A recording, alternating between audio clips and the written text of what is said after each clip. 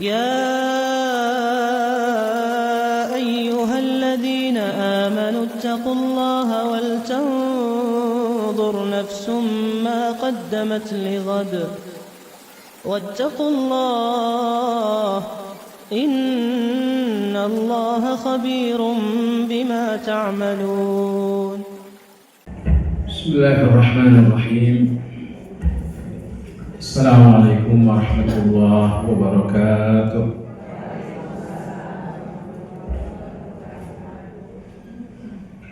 الحمد لله حمدا كثيرا طيبا مباركا فيه كما يحب ربنا ويرضى، وأشهد أن لا إله إلا الله وحده لا شريك له، وأشهد أن محمدًا عبده ورسوله لا نبي بعده. اللهم صل وسلم على محمد وعلى آله وأصحابه ومن اهتدى بهديه إلى يوم الدين. يا أيها الذين آمنوا اتقوا الله حق تقاته ولا تموتن إلا وأنتم مسلمون. Jemaah sekalian rahimakumullah, insyaallah taala kajian Asmaul Husna siang ini memasuki pembahasan pada nama Allah yang ke-55, yaitu Al-Qarib.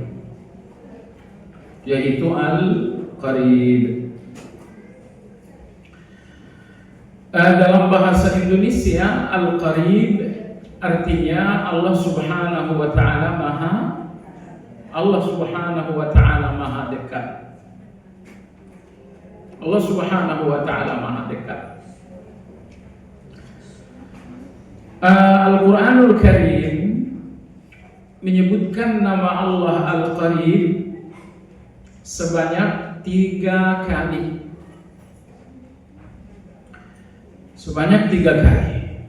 Yang pertama pada ayat 186 dalam surat Al-Baqarah. Allah Subhanahu wa taala berfirman, "Wa idza sa'alaka 'ibadi 'anni fa inni qaribun ujibu da'watad da'i idza da'an falyastajibu li wal yu'minu bi la'allahum yarshudun." Dan apabila hamba-hambaku bertanya kepadamu tentang aku, fa inni qaribun, maka sesungguhnya aku dekat.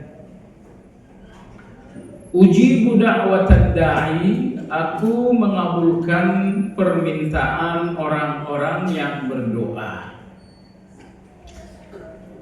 Nah, ibu bisa lihat bagaimana Allah menyatakan bahwa fa inni qarib, sesungguhnya aku dekat. Yang menarik dalam ayat ini bahwa maha dekatnya Allah dihubungkan dengan doa. Maka Allah berfirman, fa inni qaribun ujibu da'watad da'. Maka sesungguhnya aku qaribun maha dekat, ujibu da'watad da', aku mengabulkan permintaan orang-orang yang berdoa. Jadi dengan ayat ini Allah ingin sampaikan kepada kita semua bahwa Allah dekat dengan siapapun yang sedang berdoa. Ketika ibu berdoa, berarti ada keinginan yang boleh jadi jauh. Ada keinginan-keinginan yang boleh jadi jauh, bahkan tidak nampak sama sekali. Misalnya Anda ingin gelisah Anda berganti bahagia, dan Anda tidak tahu di mana bahagia itu. Ketahuilah ibu sekalian yang saya hormati bahwa bagi Allah tidak ada yang jauh.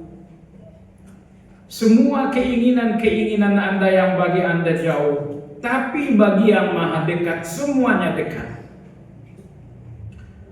Bahkan semua keinginan-keinginan yang Anda nggak tahu di mana berada, Allah Subhanahu wa Ta'ala maha tahu di mana berada. Maka ayat 186 dalam surat Al-Baqarah menggandengkan qarib, maha dekatnya Allah dengan doa-doa kita, agar sewaktu kita berdoa Anda menyadari dua hal. Pertama, sadarilah bahwa semua keinginan Anda bagi Anda jauh, tapi bagi Allah itu semuanya dekat, dan Allah mampu mendekatkannya kepada Anda. Dan yang lebih penting dari itu, ketika Anda sedang berdoa, sadari bahkan rasakan betapa Allah Tabaraka wa Ta'ala dekat. Bahwa setiap kata Anda dalam doa semuanya tidak tersembunyi bagi Allah. Semuanya jelas bagi Allah Subhanahu wa Ta'ala. Beberapa kali dalam Al-Quran Allah mensifati dirinya dengan alimul ghaib, bahwa Allah Subhanahu wa Ta'ala maha mengetahui yang gaib. Maha mengetahui yang gaib tentu saja dalam pengertian umum. Saya ingin menyebutkan salah satu gaib. Jadi saya tidak bicara gaib secara umum, tapi secara khusus. Apa itu? Bahwa dalam hati kita ini ada keinginan yang boleh jadi kita tidak bisa menyampaikannya kepada Allah dengan bahasa yang tepat. Dalam hati kita ini mungkin ada satu kegelisahan, kita tidak punya kata-kata yang pas untuk menyampaikannya kepada Allah Azza wa Jalla. Nah, maka Allah mengatakan alimul ghaib. Allah maha mengetahui segala yang gaib. Termasuk keinginan kalian yang kalian tidak bisa ungkapkan dengan kata-kata kalian. Allah maha mengetahui yang gaib. Kegelisahan yang Anda nggak bisa lukiskan kepada Allah dengan kata-kata Anda yang lemah, tapi Allah maha mengetahui yang gaib. Maka Allah Subhanahu wa Ta'ala Al-Qarib, maha dekat, sehingga tidak lagi ada jarak antara Allah dengan segala ciptaannya. Begitu maha dekatnya Allah, sehingga antara Allah dengan pikiran saya tidak ada jarak. Antara Allah dengan perasaan saya tidak ada jarak sama sekali. Sehingga ketika ada kecamuk rasa yang tidak bisa saya lukiskan dengan kata, Allah yang maha dekat itu mengetahui semuanya dengan sejelas-jelasnya. Nah, jadi Allah Tabaraka wa Ta'ala berkehendak agar di setiap doa-doa kita sadari maha dekatnya Allah. Kita sadari betapa kata-kata kita terdengar oleh Allah secara utuh. Bahkan begitu kemahadekatannya tanpa batas, sehingga Allah Azza wa Jalla mengetahui segala keinginan rasa yang tidak sepenuhnya bisa kita gambarkan dalam doa. Rasakan kemahadekatan Allah. Pertama, secara khusus rasakan kemahadekatan Allah di dalam doa. Sama dengan doa adalah ketika Anda berzikir. Ketika Anda sedang berzikir pun sadari, bahkan rasakan bahwa Allah Subhanahu wa Ta'ala maha dekat.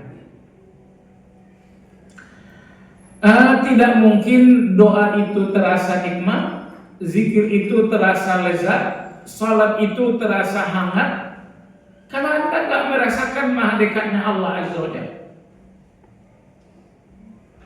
Karena kenikmatan salat tidak ada pada salat, melainkan kepada Allah yang menjadi tujuan salat itu. Seandainya sholat ini untuk matahari, tidak mungkin sholat ini indah, nggak mungkin sholat ini nikmat. Tapi ketika sholat ini untuk Allah Azza wa Jalla, maka sholat ini pun menjadi sangat nikmat sekali. Sampai-sampai Imam Ibnu Qayyim rahimahullah, beliau mengatakan, di antara ciri-ciri hati yang bersih, bahwa dia berbahagia sekali dengan salat, sehingga gelisah-gelisahnya akan terkurangi dengan salat. Jadi kalau Anda ada gelisah, Anda punya kesedihan, lalu gelisah ini Anda bawa dalam salat.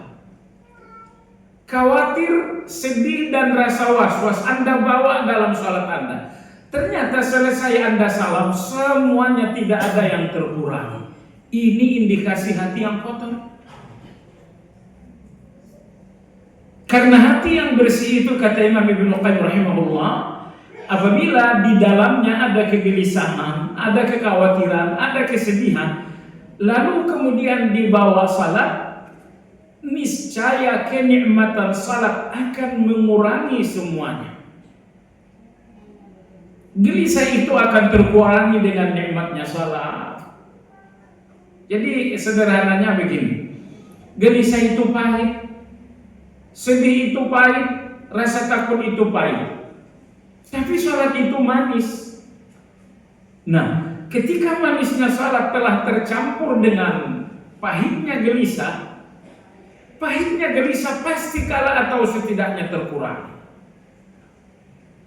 Nah, jadi marilah kita berevaluasi ibu sekalian. Kalau gelisah-gelisah Anda tidak terkurangi dengan salat, berarti ada persoalan yang salah di dalam salat Anda. Nabi kita Shallallahu Alaihi Wasallam apabila beliau meminta Bilal untuk azan, beliau berkata, "Arihna bis salati ya Bilal." Beliau mengatakan, "Wahai Bilal, istirahatkan hati ini dengan salat." Istirahatkan hati ini dengan salat. Jadi Nabi kita memberikan kita persepsi tentang salat. Salat ini kewajiban. Oh, enggak, Nabi mengatakan salat itu istirahatnya hati. Maka hati kita yang telah letih dengan kegelisahan, hati kita yang udah capek dengan persoalan hidup, tidak ada istirahatnya hati itu kecuali bersama Allah dalam salat. Nah, oleh sebab itulah ibu sekalian yang saya hormati, hati yang bersih, kata Ibnu Qayyim rahimahullah, ketika di dalamnya terdapat gelisah, terdapat kesedihan, lalu dibawa salat, hati yang bersih itu gelisahnya, takutnya, sedihnya akan terkurangi, bahkan akan hilang dengan salat. Nah, saya ingin sampaikan ibu, apa yang paling nikmat dalam salat? Bacaannya kah? Oh tidak, maha dekatnya Allah dengan bacaan-bacaan Anda.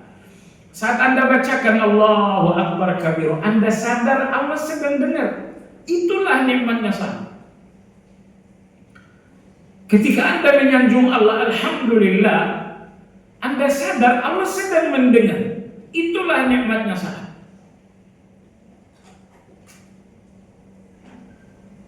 Nah, ketika Anda sadar Allah maha mendengar, inilah kemahadekatan Allah subhanahu wa ta'ala.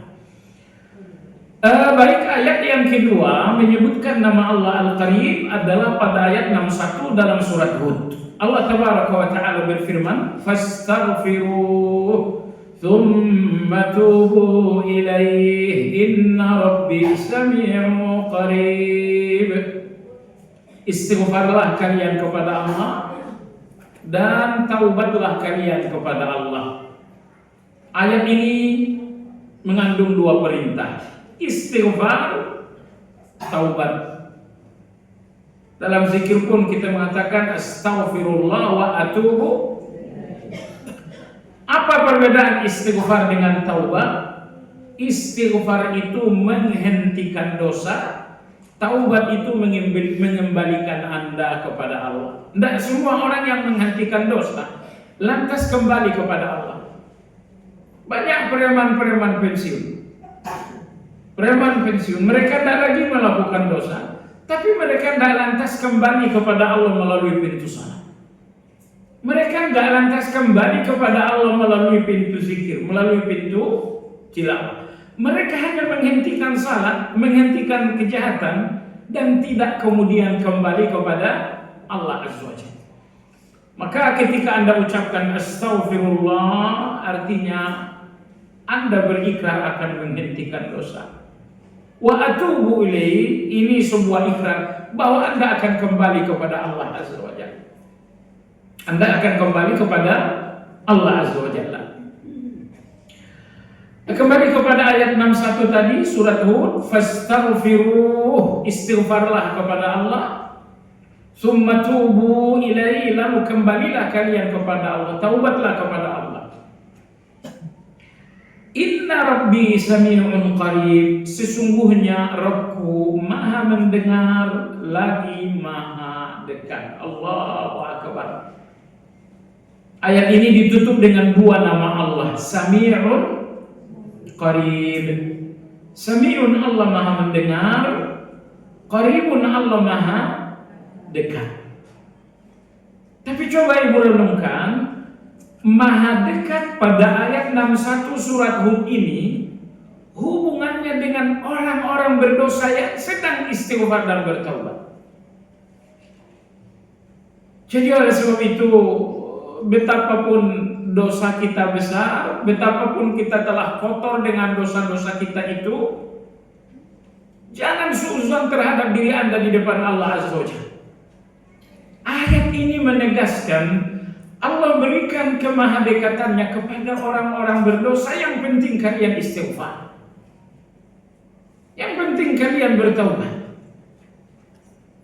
Betapapun masa lalu kita penuh dengan kotoran, penuh dengan dosa, jangan lantas Anda suuzon Allah tidak mau saya, Allah udah jijik dengan saya. Allah kita itu tidak seperti itu. Dan lihatlah ayat ini, Allah Azza wa Jalla berjanji bahwa Allah akan memberikan kemahadekatannya kepada orang-orang berdosa, tapi kalau mereka istighfar dan bertaubat. Di dalam dosa itu Anda memang buruk dan busuk, tapi dengan istighfar itu Anda menjadi indah dan sangat wangi. Ingat Bapak Ibu sekalian yang saya hormati, fa inna rabbi sami'un qarib. Ibu sekalian dengarkan satu hal penting. Kalau Anda telah dikalahkan setan dalam pertempuran dosa, pastikan Anda tidak dikalahkan setan lagi dalam pertempuran taubat. Kalau Anda telah dikalahkan setan dalam pertempuran dosa, Anda jangan sampai lagi dikalahkan setan dalam pertempuran taubat. Kemarin saya berdosa, dalam peperangan maksiat ini Anda telah kalah. Tapi Anda nggak boleh kalah yang kedua kalinya, yaitu ketika di depan Anda ada taubat. Ini pertempuran lagi dengan setan. Maka pertempuran yang kedua dengan setan adalah pertempuran di pintu taubat. Di sini Anda nggak boleh kalah lagi. Nah, jadi tolong hal ini dicamkan baik-baik. Saya memang sudah kalah dalam pertempuran dosa, tapi saya tidak boleh kalah lagi dalam pertempuran taubat. Perhatikan betapa Allah itu lembut. Ayat 61 surat Hud Allah mengatakan, kalian yang istighfar, kalian yang bertaubat, Allah maha mendengar. Qaribun, Allah subhanahu wa ta'ala maha dekat. Ayat ketiga menyebutkan maha dekatnya Allah ada pada surat Saba nomor ayat 50. Allah berfirman, qul in dalaltu fa innama adillu ala nafsi wa in ihtadaitu fa bima yuhi ilayya rabbi. Katakanlah, sekiranya aku tersesat, sesatku disebabkan karena hawa nafsuku. Dan sekiranya aku berada dalam hidayah, hidayahku karena ada wahyu dari Allah. Ayat berapa tadi? Ayat 50 surat sabar. Awalnya apa? Jika aku sesat, sesatku karena hawa nafsuku. Dan jika aku mendapatkan hidayah, memperoleh hidayah, hidayahku dari wahyu dari Rabbku. Ayat ini coba dipahami baik-baik, direnungkan dalam-dalam, bahwa Anda tidak sesat karena di luar Anda. Anda sesat oleh diri Anda sendiri. Kesesatan Anda dalam diri Anda terletak pada yang bernama hawa nafsu. Nah, kalau hawa nafsu ini Anda nggak batasi, kalau hawa nafsu ini Anda nggak kendalikan, sudah, hawa nafsu akan menyeret Anda, menghanyutkan Anda dalam sejumlah kesesatan. Lalu bagian kedua tadi Allah mengatakan, wa ini tadaitu, dan jika aku mendapatkan hidayah, fa bima yuhi ilayya rabbi, bima yuhi ilayya rabbi, disebabkan karena wahyu dari Allah Subhanahu wa taala. Hal ini menunjukkan hidayah Anda pun tidak datang dari orang lain melainkan dari wahyunya Allah Subhanahu wa taala. Maka orang yang paling besar mendapatkan bagian dari wahyu adalah orang yang paling dekat dengan wahyu itu sendiri. Orang yang paling besar mendapatkan hidayah adalah orang yang paling dekat dengan wahyu. Jadi kalau Anda tidak punya hubungan dekat dengan wahyu, dipastikan Anda nggak dapatkan bagian yang besar dalam hidayah. Lalu kemudian ayat itu ditutup dengan firman Allah, innahu sami'un qarib, sesungguhnya Allah Subhanahu wa taala Maha mendengar lagi Maha qaribun, Maha dekat. Nah, Anda lihat ibu sekalian pada ayat 61 surat Hud, lalu ayat 50 dalam surat Saba, Allah menyebutkan qarib bergandengan dengan sami'.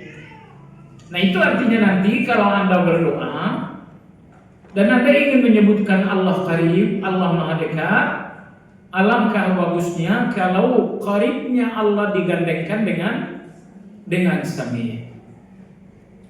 Misalnya ketika Anda berdoa, Allahumma ya sami'u ya qarib, kalau cuma sekali mungkin hati belum terhubung, belum connect, ucapkan lagi Allahumma ya sami'u ya qarib.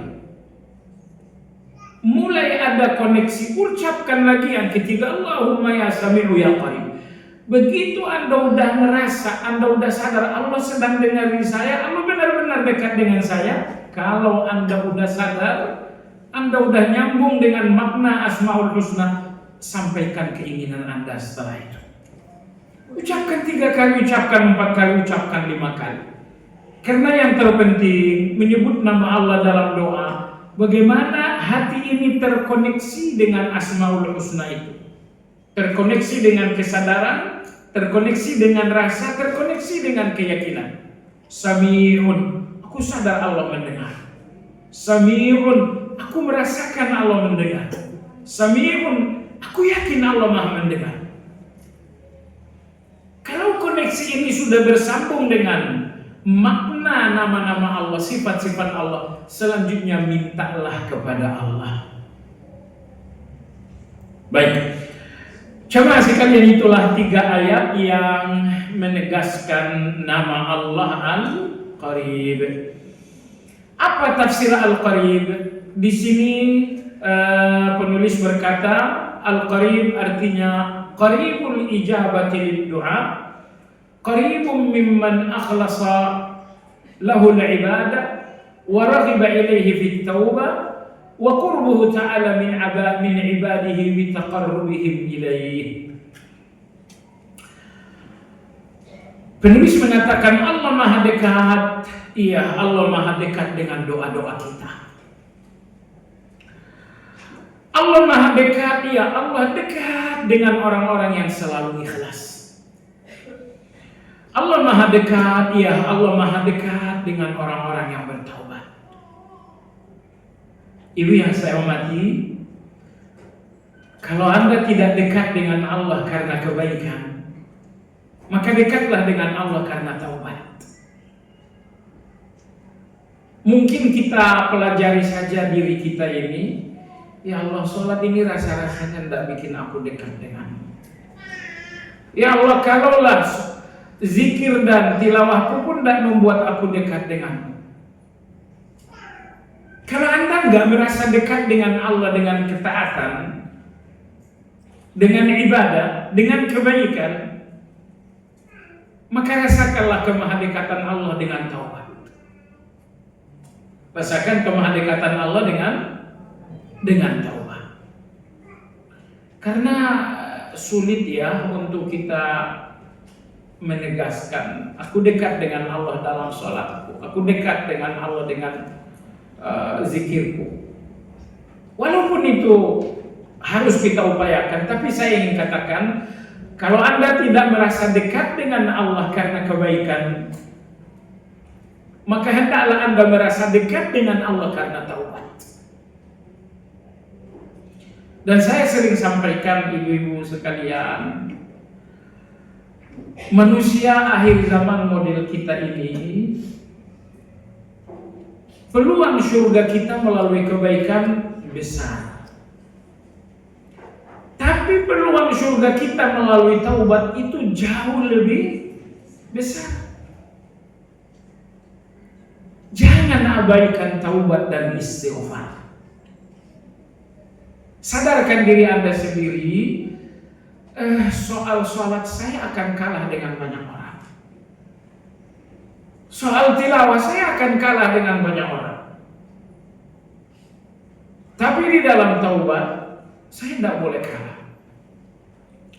Makanya sambil berjalan ibu, istighfarlah kepada Allah Azza wa Jalla. Astaghfirullah wa atubu ilaih. Sambil Anda jogging, astaghfirullah wa atubu ilaih.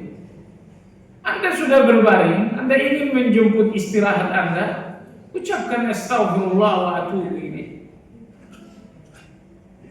Betapa Allah itu sangat menyayangi hamba yang lisannya terus-menerus mengaku kesalahannya di depan Allah dengan istighfar. Allah sayang dengan hamba seperti ini. Allah cinta dengan hamba seperti itu.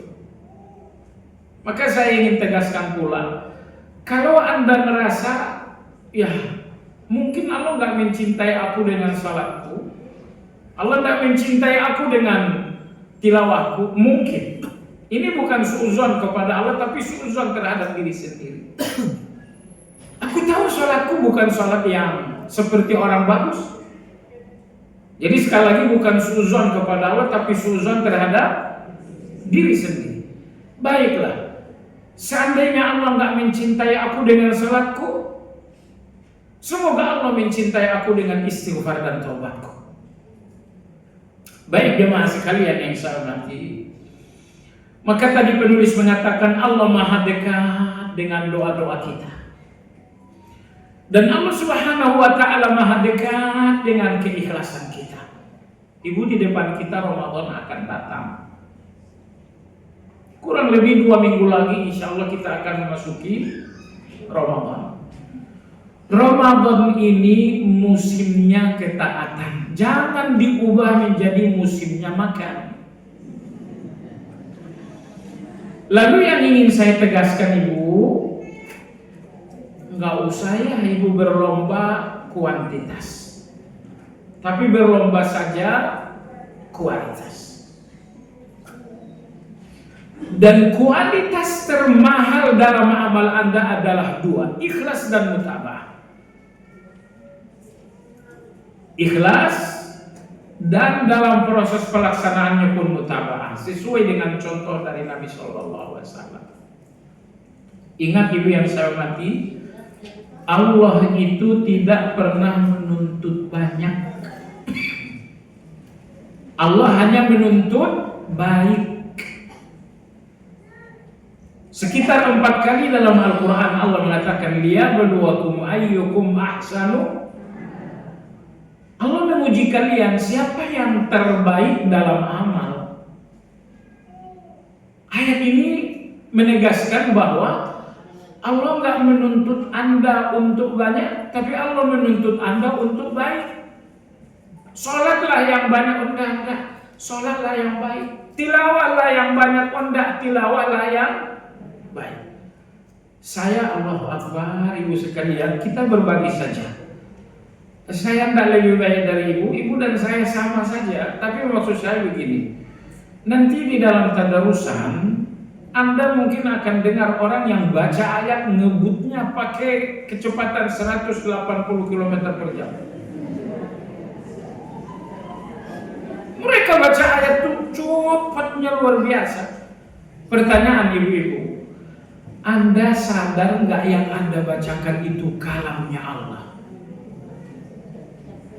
Kalau yang Anda bacakan itu kata per kata, huruf per huruf, kalau Anda sadar itu ucapannya Allah, nggak pantas banget Anda bawa sifat buru-buru Anda untuk membacakan kalam mulia itu dengan begitu.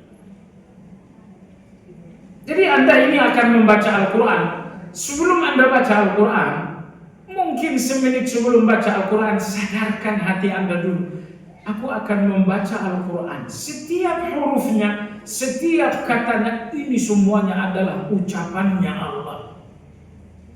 Saya harus membacakannya dengan santun. Saya harus membacakannya dengan penuh pengagungan. Saya harus membacakannya dengan rasa malu. Yang akan saya baca, subhanallah, ada seorang kaum salaf bernama Imam Abdul Wahab Al-Warraq.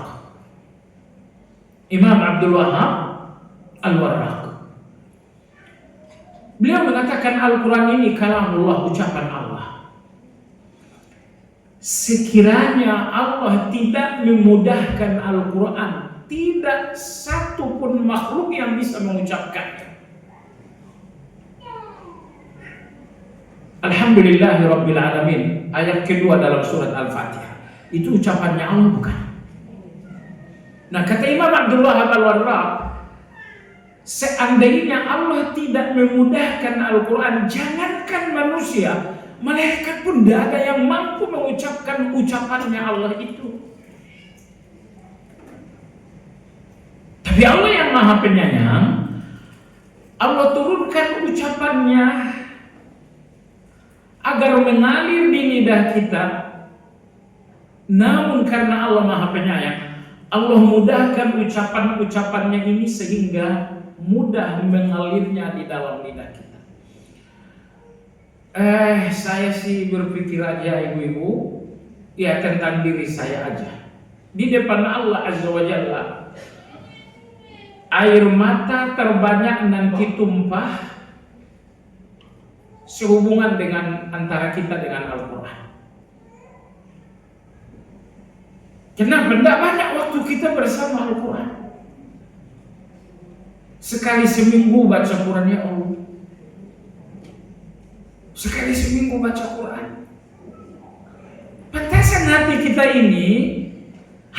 ini dikerangkan hawa nafsu sampai kita tidak bisa membebaskan hati ini. Nah, jadi kembali kepada kajian kita ibu, di musim ketaatan 2 minggu lagi, usahalah fokus Anda fokus kuantitas. Fokus Anda satu saja. Lakukan gini ibu. Pertanyaannya sederhana. Kalau yang Anda lakukan layak untuk yang bernama Allah, silakan. Itu saja.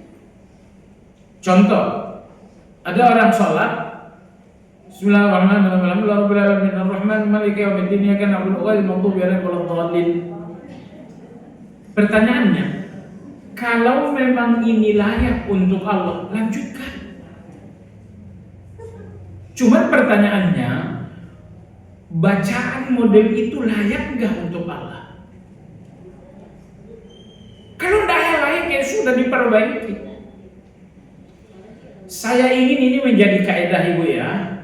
Ketika Anda misalnya mau sedekah seperti ini layak enggak untuk Allah? Ketika Anda mau zikir, saya zikir sambil ngantuk nguap-nguap, layak enggak untuk Allah? Itu ibu banget atau saya banget tuh? Zikir sambil ngelamun, sambil nguap-nguap. Baiklah. Makanya ibu ingin saya katakan sekali lagi, apa ibadah terbesar Anda sehubungan dengan Allah Al-Qarib? Salah satu ibadah termahal Anda Sehubungan dengan nama Al-Qarib, Maha Dekat, apa? Al-Haya'u minallah. Rasa malu dengan itu ibadah paling mahal. Anda sedang duduk bacakan zikir pagi dan zikir sore? Iya, Ibu. Ramadan besok kalau misalnya 30 hari, kalau misalnya 30 hari, Bu, itu berarti selama 1 bulan total jam berapa itu? 720 jam, betul? Dikurangi tidur, Ramadan tidurnya pasti nambah. Dikurangi lagi jam masak di Ramadan juga pasti nambah. Dikurangi lagi jam pasar, pasti nambah. Belum lagi pulang kampung. Saya perkirakan Ibu, dari 720 jam selama sebulan, itu efektifnya ibadah, itu paling 200 sekian jam. Iya. Itu kalau Anda iktikaf di akhir ya. Kalau Anda iktikaf di akhir, insya Allah Anda selama Ramadan, efektif ibadah Anda mungkin anggaplah 220-230 jam. Hanya segitu waktu yang akan terisi besok. Padahal total waktunya berapa tadi? 720 jam, dikurang tidur, dikurang masak, dikurang pasar, dikurang mudik. Kalau 720 jam dikurangi itu semuanya, efektifnya jam Anda untuk ibadah selama Ramadan mungkin itu sekitar 200-an jam. Kalau 200-an jam saja yang benar-benar terisi ibadah, saya ingin katakan, artinya dari 4 minggu itu hanya sekitar seminggu. Sebab kalau 200 jam itu seminggu lebih itu 9 hari, anggaplah itu 220 jam. Nah, oleh sebab itu jemaah sekalian yang saya hormati, saya mau nanya, 24 jam Anda sehari semalam, paling mahalnya itu cuma 3 waktu. 24 jam sehari semalam, yang paling mahal dari 24 jam ini cuma 3 waktu. Baik, yang pertama, waktu terbaik Anda dalam 24 jam antara subuh dengan matahari terbit.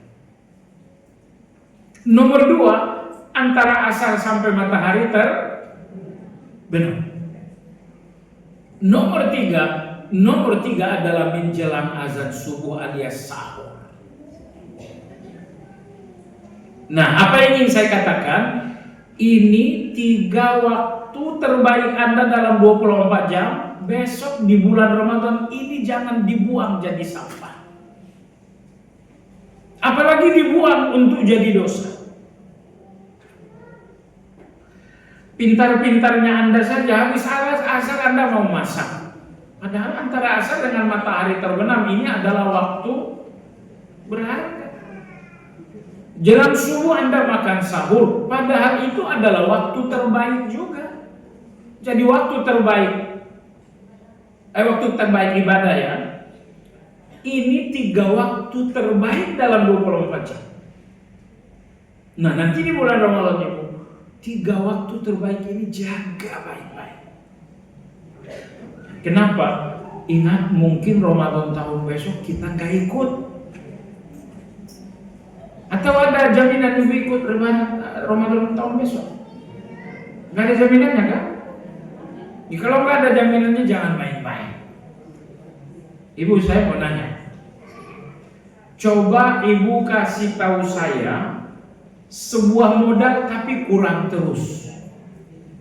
Apa itu? Ibu punya satu modal, tapi modal ini nggak pernah nambah. Modal ini terus kurang. Apa itu? Betul.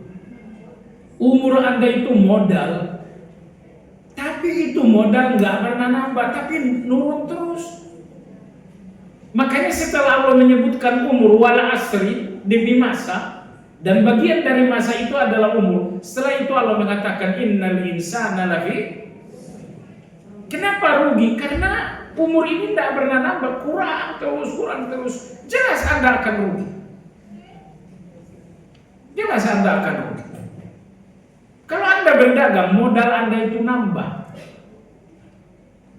Kalau Anda berinvestasi, modal Anda itu akan nambah.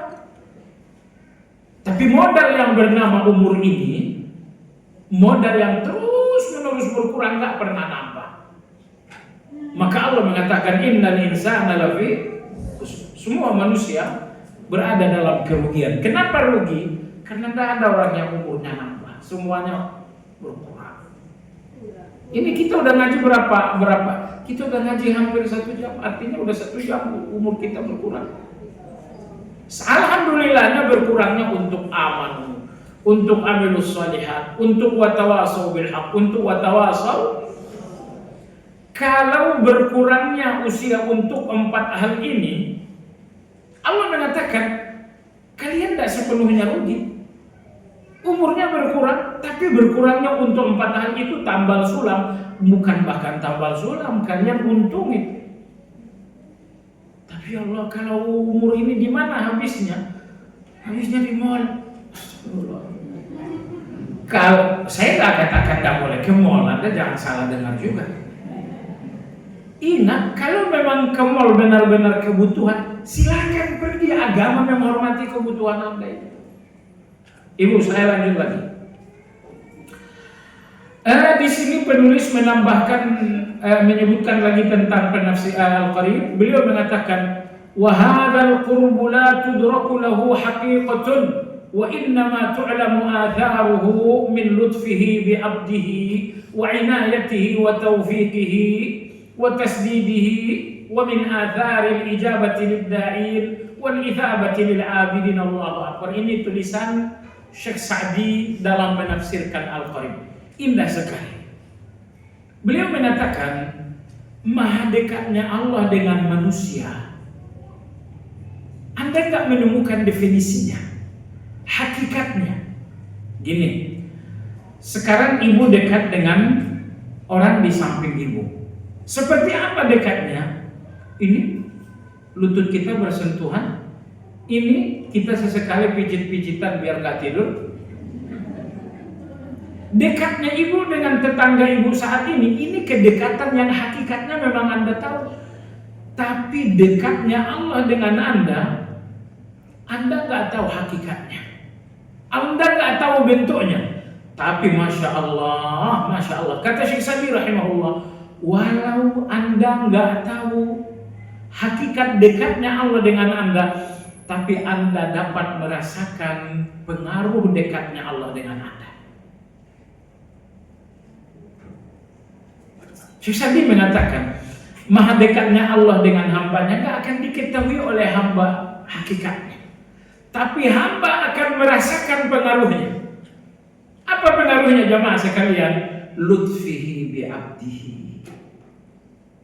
Apakah Anda melihat kelembutan Allah untuk Anda? Saat ini di sana ada orang yang sedang menunggu untuk dioperasi. Tapi saat ini Anda subhanallah sedang duduk mendengarkan kajian. Di sana ada orang yang sedang dibacakan vonis hakim mungkin untuk masuk penjara. Saat ini Anda sedang mengkaji Al-Qarib. Di sana ada orang yang sedang gelisah karena anaknya baru ditangkap polisi karena transaksi narkoba. Alhamdulillah Anda sedang baik-baik saja sekarang. Ibu, Anda lihat betapa Allah lembut dengan ibu. Maka Syekh Sa'di mengatakan hakikat maha dekatnya itu memang kita nggak tahu, tapi pengaruh maha dekatnya Allah itu terasa.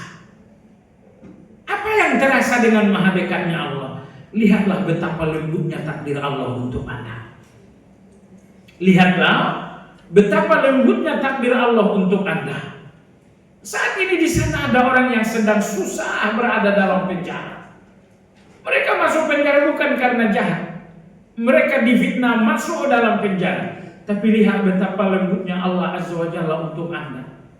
Walaupun banyak lidah-lidah yang mungkin bisa memfitnah dan Anda masuk penjara, alhamdulillah itu tidak terjadi. Kenapa? Ini kelembutan Allah untuk Anda. Ini catatan Syekh Sa'di sangat bagus. Maha dekatnya Allah dengan hamba, nggak akan bisa hakikatnya dipahami oleh hamba. Tapi hamba merasakan maha dekatnya Allah melalui sejumlah kelembutan-kelembutan Allah. Nomor dua, wa inayatihi bihi wa taufiqihi. Kalau Anda mau melihat maha dekatnya Allah, lihatlah taufiknya Allah kepada Anda. Masya Allah, ini lebih dahsyat lagi. Tadi malam ibu tidur, tiba-tiba Allah bangunin. Ini udah jam 3. Allah ingatkan Anda melalui pikiran. Pikiran mengatakan ini udah jam 3:30.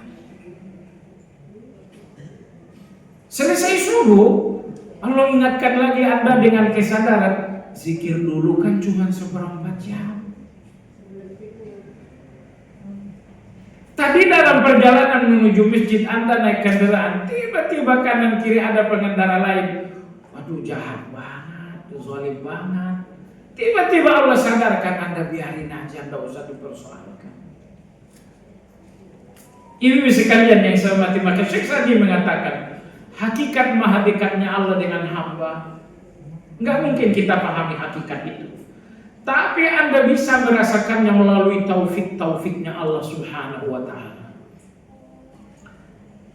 Di sana Ibu, ada orang yang pintar minjam tapi tidak pintar kembaliin. Tapi lihatlah Allah berikan Anda taufik sehingga Anda nggak seperti itu. Di sana Ibu ada orang yang ucapannya kasar. Tapi Allah berikan ibu taufik sehingga ucapan ibu itu tidak kasar. Maka Syekh Sa'di rahimahullah mengatakan, lihatlah taufik Allah dalam dirimu. Niscaya Anda akan menyadari betapa Allah dekat. Setiap taufiknya Allah menandakan Allah dekat dengan Anda. Allah rangkul Anda, Allah nggak lepasin Anda dalam kelalaian apalagi dalam maksiat. Bisa aja saat ini seperti orang-orang Anda ke mall, ketemu kawan di kafe, ngobrol habis 1 gelas nambah 2 gelas. Tapi Allah rangkul Anda, Allah katakan, hambaku, pergi cari ibadah, tuntutlah ilmu biar engkau lebih mengenal aku. Cuma sekalian yang saya hormati, ini sangat bagus sekali, sangat indah sekali. Syekh Sa'di mengatakan, maha dekatnya Allah, hakikatnya kita nggak tahu, tapi pengaruhnya kita rasakan. Pengaruhnya kita rasakan. Lihatlah maha dekatnya Allah ketika takdirnya sangat lembut dengan Anda. Lihatlah maha dekatnya Allah ketika Allah rangkul Anda dengan taufik-taufiknya. Nomor 3, lihatlah maha dekatnya Allah dengan doa-doa Anda yang dikabulkan oleh Allah. Dengan doa Anda yang dikabulkan oleh Allah Azza wa Jalla. Sayangnya kita ini tidak banyak berpikir. Artinya kita lalai. Kalau kita banyak berpikir, lebih dalam lagi berpikir, Anda akan melihat untaian pengabulan Allah di setiap harinya Anda. Hari ini kalau Anda berpikir, Allah sedang menampakkan Anda pemandangan hidup yang notabene hasil dari doa Anda. Nanti suami Anda pulang dalam keadaan selamat, anak Anda pulang dalam keadaan selamat. Selamatnya mereka, bukankah itu doa Anda? Selamatnya anak-anak pulang, bukankah itu doa Anda? Setiapnya suami, bukankah itu doa Anda? Rezeki Anda yang alhamdulillah Allah limpahkan setiap saatnya, bukankah itu jamaah sekalian doa Anda? Hidup Anda yang sampai sekarang ini masih Allah kasih, bukankah itu doa Anda juga? Sehatnya Anda saat ini, bukankah itu doanya Anda? Lebih dalamlah berpikir tentang kehidupan Anda, Setiap hari dalam kehidupan Anda adalah lembaran-lembaran keindahan doa Anda. Cuman kalau kita tidak berpikir, kita tidak sadar. Anakku pulang dalam keadaan sehat, titik. Suamiku sampai saat ini masih setia, titik. Tidak begitu orang beriman melihat kehidupan. Anakku pulang, Masya Allah, ini doaku. Suamiku setia, Masya Allah, ini munajatku. Maka Syekh Sa'di mengatakan, lihatlah betapa Allah dekat ketika doa-doa Anda ini datang ke depan Anda menjadi untaian yang sangat indah. Dan yang terakhir, wal ithabati lil abidin. Kalau Anda ingin melihat maha dekatnya Allah, lihatlah ganjaran-ganjaran pembalasan-pembalasan Allah kepada orang baik. Ibu, tidak ada kebaikan Anda yang hilang. Semua kebaikan Anda ada hitungannya di tangan Allah Azza wa Jalla. Sekecil-kecilnya kebaikan Anda akan dihitung dan akan dibayar oleh Allah Azza wa Jalla. Di dunia dibayar sedikit, tapi bayar lunasnya di mana? Di akhirat. Ibu mau dibayar lunas di sini? Usia Anda gak cukup. Sholat Anda gak bernilai 1 miliar bagi Allah. Sholat Anda gak bernilai 5 miliar bagi Allah. Saya kasih tahu Ibu ya, Nabi kita menjelaskan orang terakhir masuk surga dalam riwayat Bukhari Muslim. Orang terakhir, setelah itu tidak ada lagi. Insya Allah ibu bukan orang ini. Ibu masuk surganya pertama, insya Allah. Kita ini lagi ngaji, malaikat hadir, ucapan sebaik-baiknya aja. Nah, ini manusia paling akhir masuk surga. Jatah lahannya di surga kata Nabi berapa? 10 kali lipat dunia. Ini dunia ini udah lihat dunia? 10 kali lipatnya dunia. Ini jatah orang terakhir masuk surga. Anda bisa bayangin gak jatah orang pertama masuk surga? Ibu yang pertama kali masuk surga siapa? Hah? Saya gak dengar. Bukan, Bilal yang pertama kali masuk surga. Siapa? Nabi kita dalam hadis berkata, ya Bilal, bima sabaqtani ilal jannah. Wahai Bilal, kok bisa kamu mendahului saya ke surga? Anda tahu jawaban logisnya? Jawaban logisnya adalah keagungan salat. Keagungan salat. Tidak mungkin Nabi ngimamin kalau Bilal belum azan. Jadi Bilal azan dulu, baru kemudian Nabi ngimamin. Kapan? Di zuhur Bilal azan dulu, Nabi ngimamin. Di asar Bilal azan dulu, Nabi ngimamin. Berapa lama? Selama bertahun-tahun Bilal dulu, baru Nabi. Makanya nanti yang pertama masuk surga adalah Bilal dulu. Tapi bukan berarti Bilal lebih mulia. Jelas Nabi kita tetap lebih mulia, tapi Bilal lebih terdahulu. Ini Anda tahu sederhananya. Sederhananya, semisal Bapak Presiden kita ingin pergi ke Medan. Saya bicara Medan, seorang Medan. Pak Prabowo mau ke Medan. Tentu 3 seminggu sebelum beliau ke Medan, beliau enggak. Yang mendahului beliau ajudan dulu kan. Ajudan ke Medan dulu, semuanya oke, semuanya siap, semuanya pasti, baru beliau datang.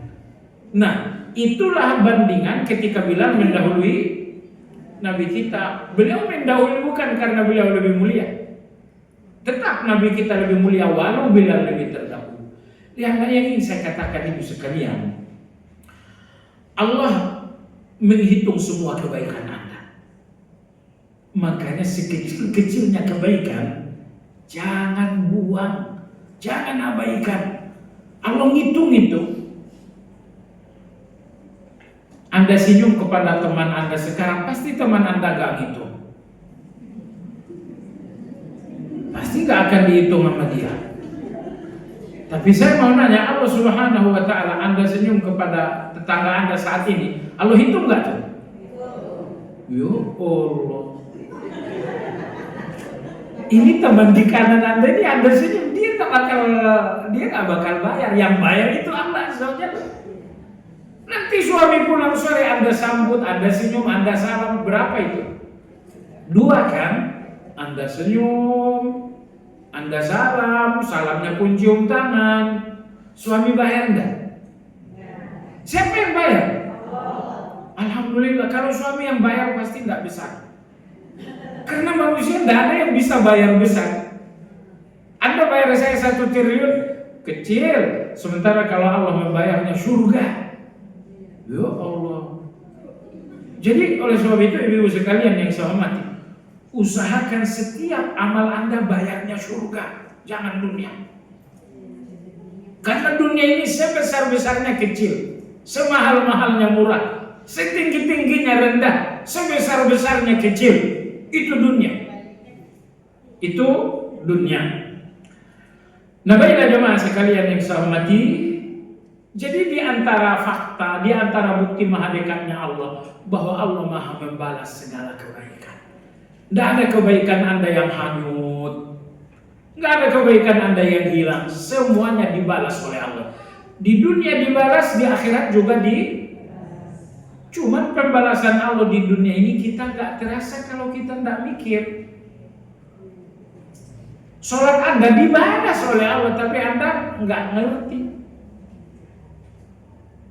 Siapa tahu selamatnya Anda ke masjid ini adalah karena sholat Anda tadi subuh. Nah, jemaah sekalian yang saya hormati, tidak ada kebaikan yang terabaikan di depan Allah. Ada seorang sahabat Nabi bernama Wa'il bin Hujur Al-Kindi. Siapa namanya? Wa'il bin Hujur Al-Kindi. Wa'il bin Hujur ini tidak meriwayatkan hadis dalam bab zakat, dalam bab puasa. Tapi beliau meriwayatkan hadis dalam bab salat. Banyak gerakan salat Anda itu dari riwayatnya Wa'il bin Hujur Al-Kindi.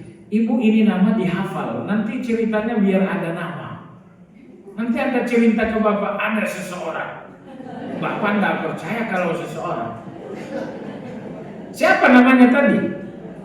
Wa'il bin Hujur Al-Kindi. Al-Kindi, ibu sekalian, di zaman Nabi, di zaman jahiliyah, Al-Kindi ini adalah raja-raja di negeri Yaman. Mereka suku Kindi.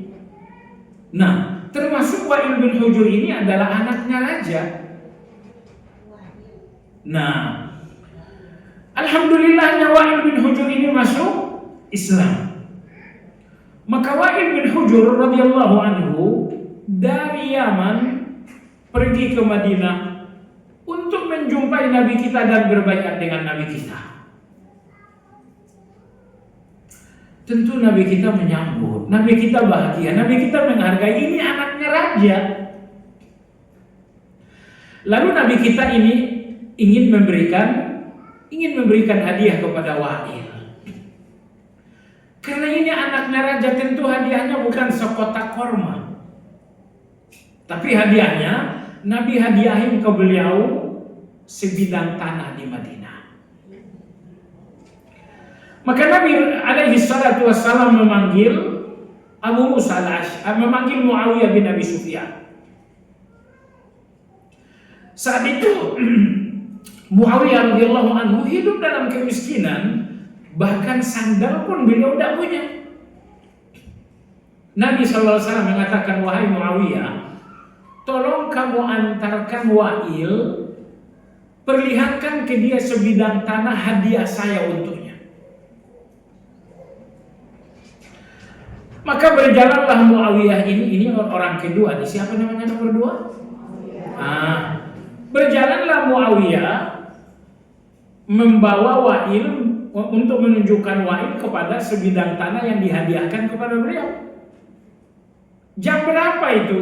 Jam zuhur, sedang panas-panasnya Madinah. Nah, menuju lokasi Wa'il bin Hujur naik kuda.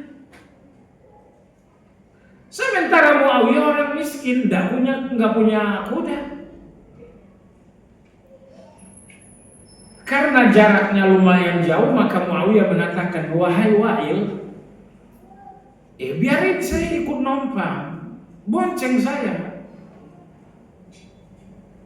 Wa'il karena masih baru masuk Islam, beliau mengatakan, nggak pantas kamu boncengan sama anak raja. Nggak pantas kamu boncengan sama anak raja. Nah, karena jalan sangat panas sekali, akhirnya Muawiyah mengatakan, wahai Wa'il, kaki saya kepanasan, pinjamin saya sendalmu. Wa'il mengatakan, itu juga nggak bisa, berjalan saja di bayangan kuda saya. Berjalan saya di bayangan kuda saya. Kalau ibu di posisi Muawiyah, kata ibu apa?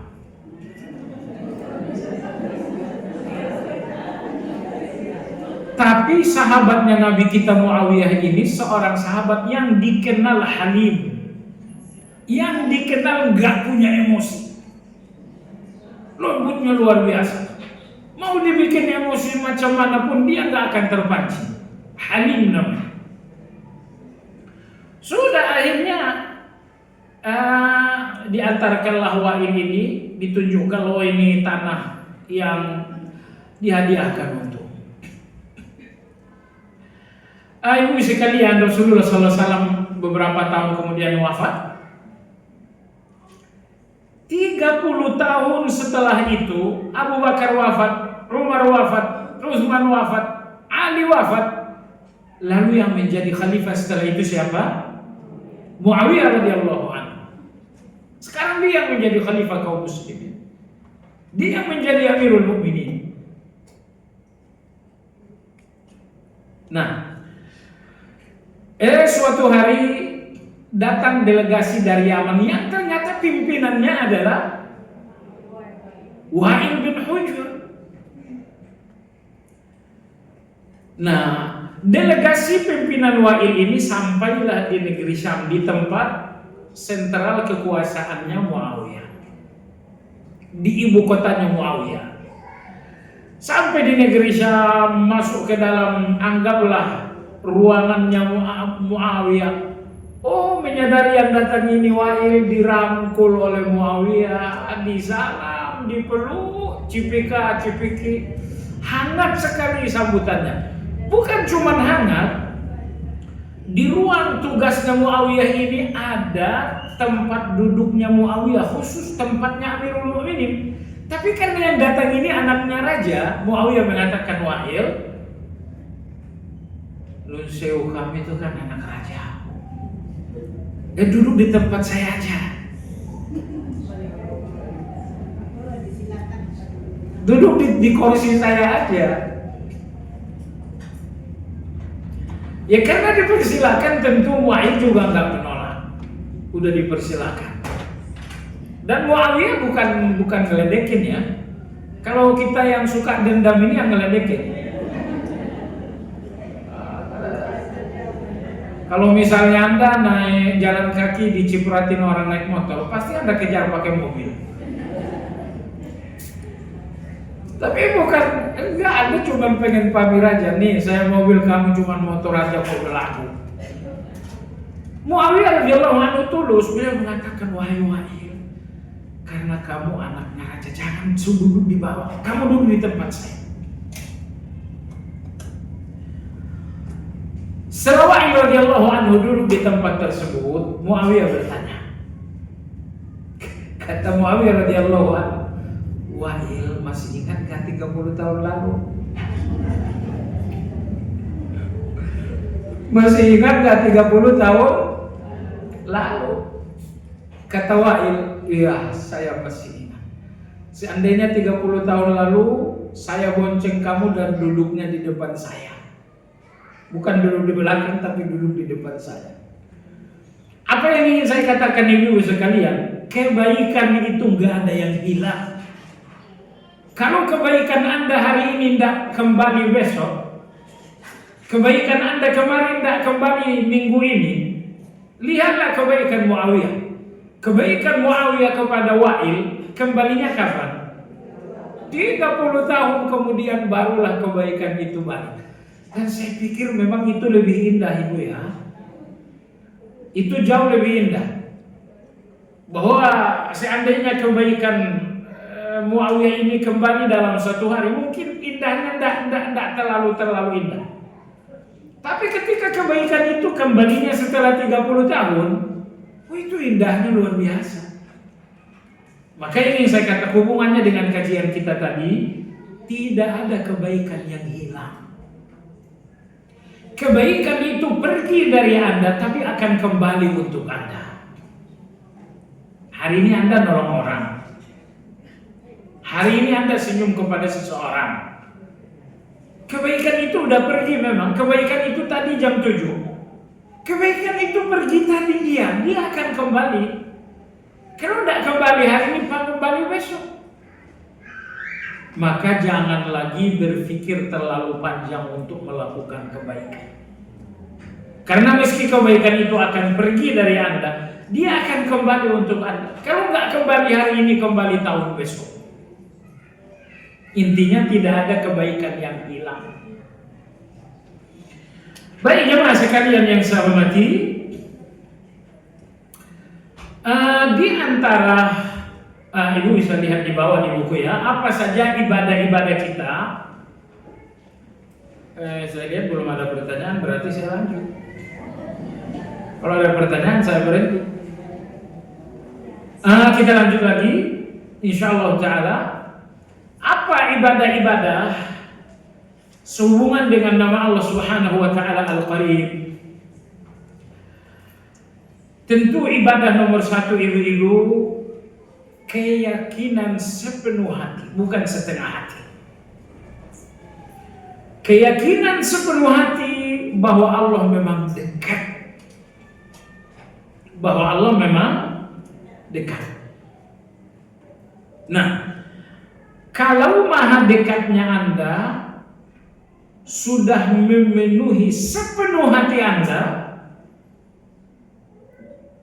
Anda akan merasakan cita rasanya. Anda akan menikmati cita rasanya. Ketika maha dekatnya Allah telah memenuhi sepenuh hati Anda, satu kali Anda ucapkan astaghfirullah, itu nikmatnya luar biasa. Apalagi satu kali Anda sujud di depan Allah Azza wa Jalla. Apalagi Anda lakukan tahajud di depan Allah Azza wa Jalla.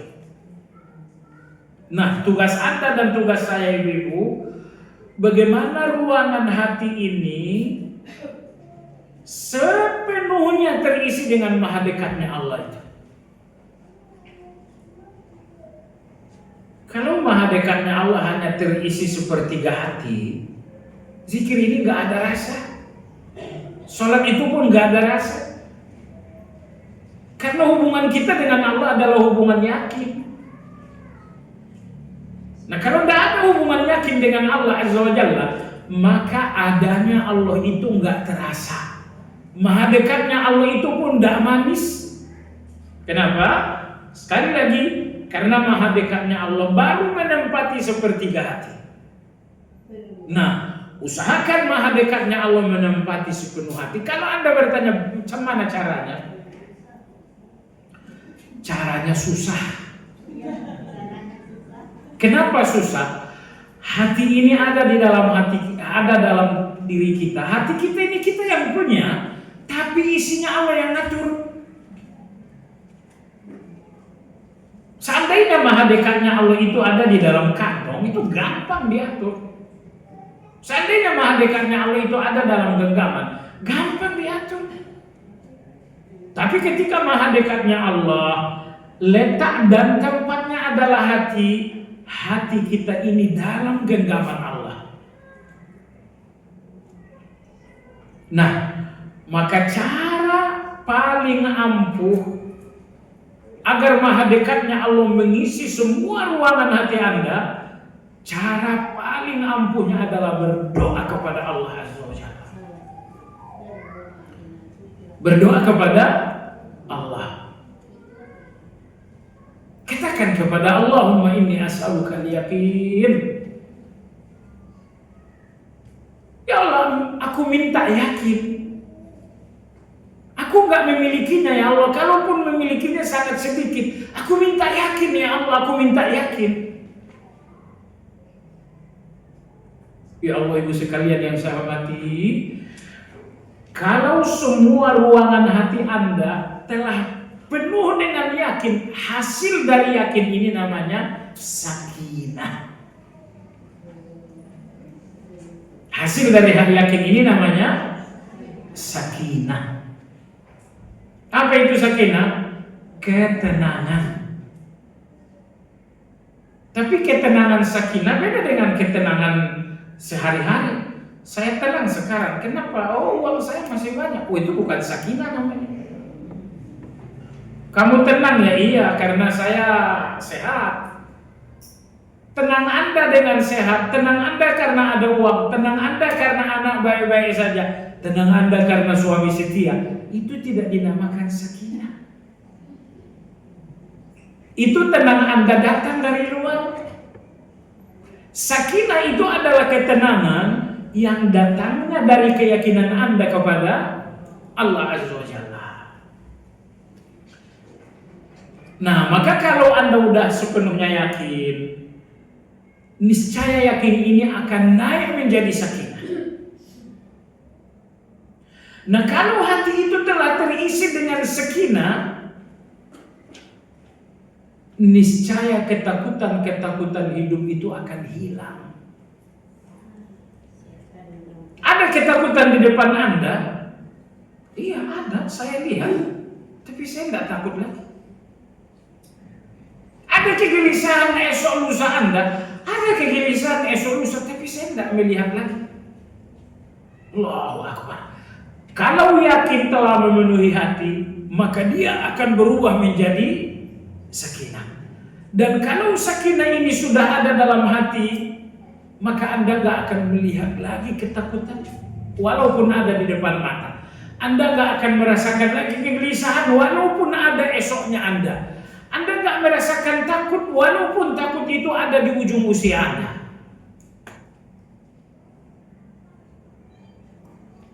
Dalam Al-Quran, Allah menyebutkan sakinah beberapa kali. Sampai-sampai di dalam Al-Quran itu ada ayat-ayat sakinah. Kalau nggak salah kita pernah sampaikan di sini ayat-ayat sakinah dalam Al-Quran. Ulama kita yang panjang lebar berbicara tentang sakinah ini adalah Imam Ibnu Qayyim rahimahullah dalam kitab Madarijus Salikin. Dalam kitab Madarijus Salikin. Saya hanya menyampaikan globalnya aja. Apa sih sakinah itu? Simpelnya sakinah itu ketenangan, tapi bukan ketenangan yang datang dari luar. Kalau ketenangan Anda karena uang, itu ketenangan dari luar. Itu bukan sakinah namanya. Sakinah dalam bahasa Al-Quran ketenangan yang datang dari dalam. Maksudnya ketenangan yang lahir dari keyakinan. Tapi kalau keyakinan hanya menempati sepertiga ruangan hati, ini gak akan menghasilkan sakinah. Ini gak akan menghasilkan sakinah. Nah, kalau Anda ingin merenungkan sakinah dalam Al-Quran, tentu ayatnya tadi ada banyak, ada sekitar 6 ayat. Ya, silakan direnungkan saja ayat 40 dalam surat At-Taubah. Ayat 40 dalam surat At-Taubah. Ayat ini berbicara tentang Nabi kita dan Abu Bakar. Nabi SAW, Abu Bakar radhiyallahu anhu, ketika mereka berada dalam gua Sur, tiba-tiba preman-preman Mekah datang bawa golok, bawa celurit, bawa kampak. Apa yang terjadi dengan Abu Bakar? Gelisah. Kalau ibu gelisah enggak tuh?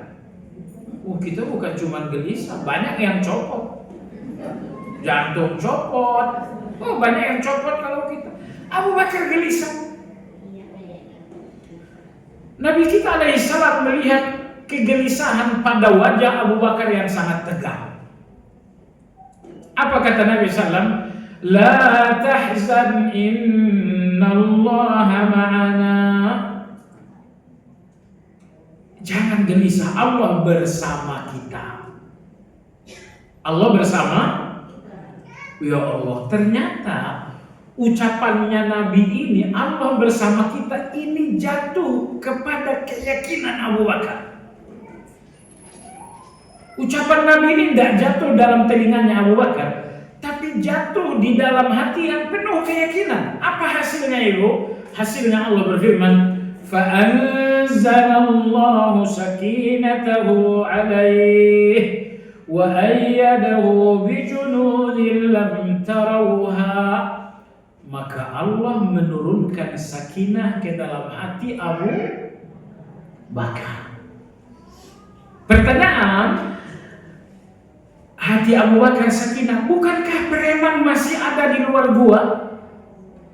Semua preman masih nenteng golok, nenteng celurit, nenteng samurai.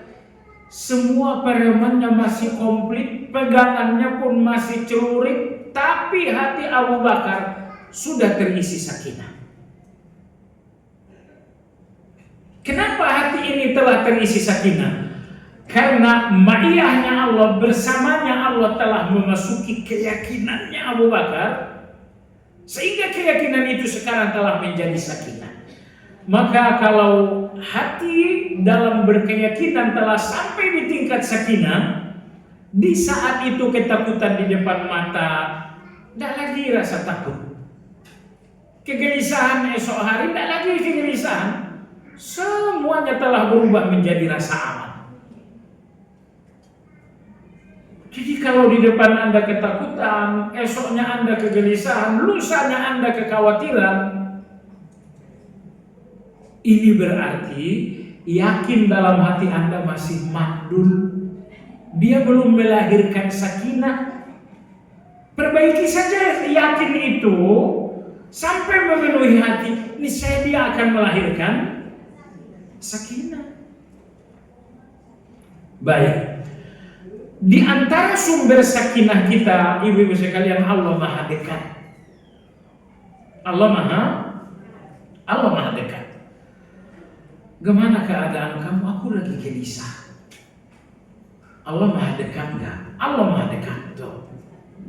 Kalau Anda sadari Maha dekatnya Allah dengan Anda sadari Maha dekatnya Allah dengan persoalan Anda sadari Maha dekatnya rahmat Allah dengan Anda. Karena Masya Allah, ibu sekalian, di antara keagungan Al-Qarib Maha dekat, di antara keagungan Maha dekatnya Allah, bahwa Maha dekatnya Allah ini berkaitan dengan semua sifat Allah. Berkaitan dengan semua sifat Allah. Allah Maha dekat rahmatnya, Dia Ar-Rahmanir Rahim. Maha dekat rezekinya, Dia Ar-Razzaq. Maha dekat pertolongannya, Dia An-Nasir. Semua Asmaul Husna wajib Anda pahami dengan Al-Qarib, Maha dekat. Allah Ar-Razzaq, Maha memberi rezeki. Maha memberi rezekinya Allah hubungkan dengan Al-Qarib. Al-Nasir, apa arti Al-Nasir? Allah Maha menolong. Maha menolongnya Allah hubungkan dengan Al-Qarib. Ar-Rahmanir Rahim, Maha pengasih, Maha penyayang, hubungkan dengan Al-Qarib. Al-Kafi, Allah Maha memberi kecukupan, hubungkan dengan Al-Qarib. Saya mau nanya, kasih sayangnya Allah itu jauh apa dekat? Ilmunya Allah itu jauh apa dekat? Rezekinya Allah itu jauh atau dekat? Rezekinya Allah saya nggak tahu di mana, tapi yang jelas dekat. Dari mana kamu tahu dekat? Rezekinya Allah karena Allah Ar-Razzaq. Ar-Razzaq itu qarib, berarti rezekinya dekat. Saya nggak tahu, tapi pasti dekat. Nah, ini salah satu maha agungnya Al-Qarib. Bahwa semua sifat Allah, semua nama Allah harus dikembalikan kepada Al-Qarib. Jemaah sekalian, di sini penulis menyebutkan sebuah hadis dalam riwayat Imam Muslim.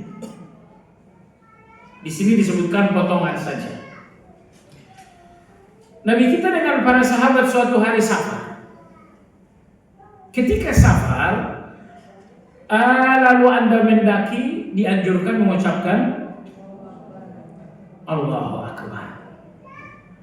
Tapi ketika Anda menurun, dianjurkan mengucapkan Subhanallah.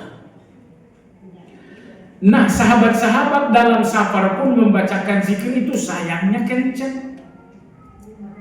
Saat mereka mendaki, sahabat ini mengucapkan Allahu Akbar kencang. Allahu Akbar, Allahu Akbar, Allahu Akbar. Saat mereka menurun, mereka ucapkan tasbih dengan kencang. Subhanallah, Subhanallah, Subhanallah.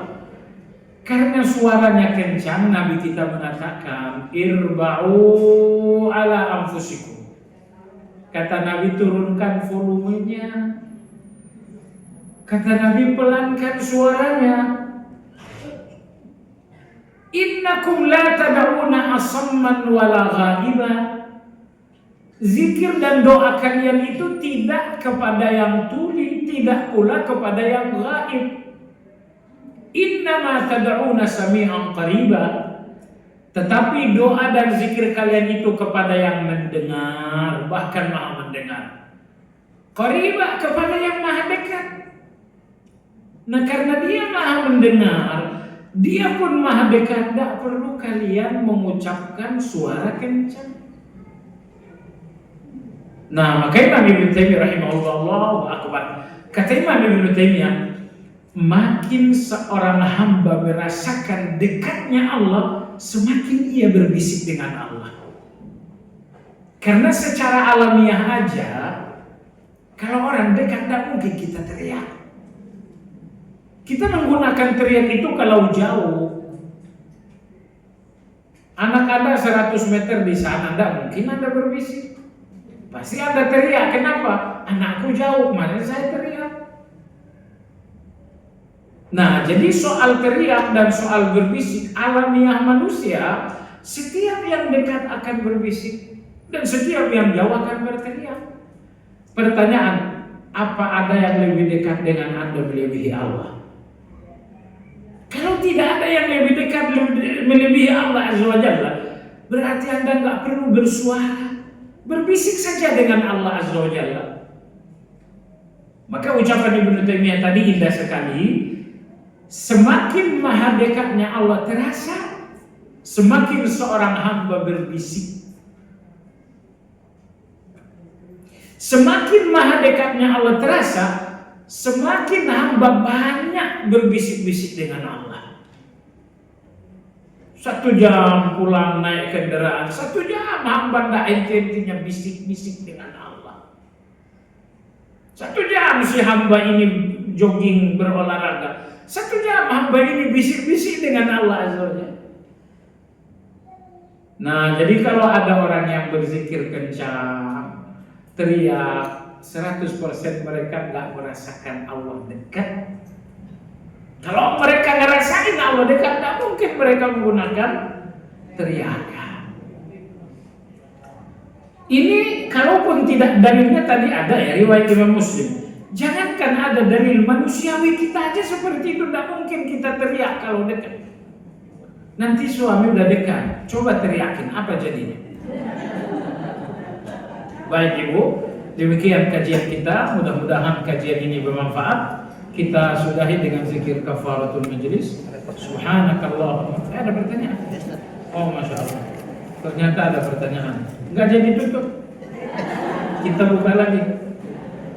Bolehkah seorang yang punya masalah besar dan dia sudah iya benar, tapi dia tetap berusaha berikhtiar untuk mencari solusi masalah tersebut kepada seorang ulama, seorang yang punya kepakaran ilmu? Ya, ini yang saya hormati.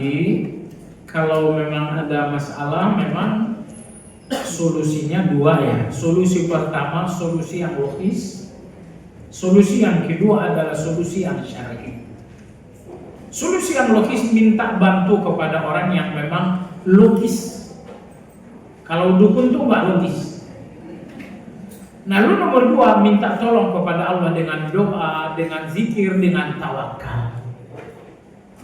Jadi nggak masalah Anda minta bantuan sepanjang bantuan tadi masih logis. Kalau mandi kembang malam Jumat itu nggak logis. Iya, kita tutup. Subhanakallahumma bihamdika asyhadu an la ilaha illa anta astaghfiruka wa atubu ilaik. Alhamdulillahirabbil alamin. Assalamualaikum warahmatullahi wabarakatuh.